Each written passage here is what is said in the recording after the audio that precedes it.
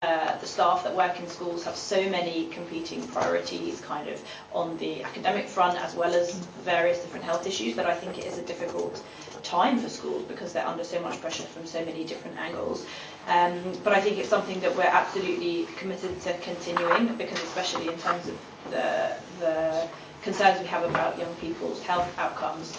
schools are absolutely the key. So that's some work that needs to be progressed for sure over the next year.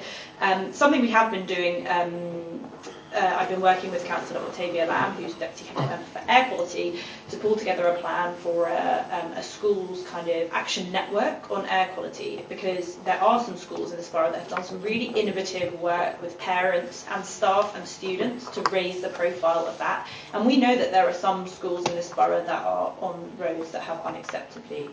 poor air quality. So that's something quite interesting and innovative that we're doing, and we're hoping to kind of bring together those schools so that they can work in solidarity and share best practice, perhaps create a kind of toolkit that can be used from some schools that have a very active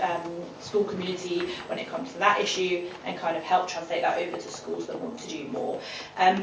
So I think it's very kind of fertile ground for doing health intervention work, but I think there is more to be done.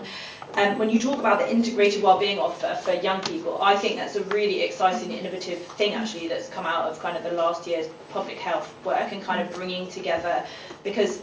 I think often in health, things can be artificially segregated based on kind of service provision, and you can lose sight of actually what it's like to be a person, and that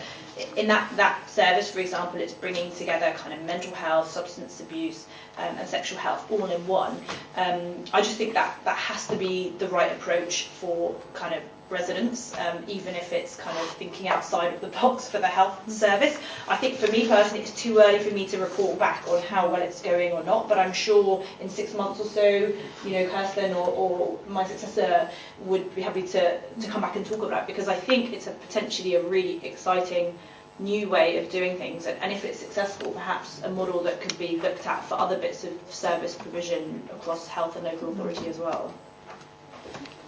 Okay, wonderful. I think that is all of our questions. So, thank you very much. Thank you very much, Kathleen.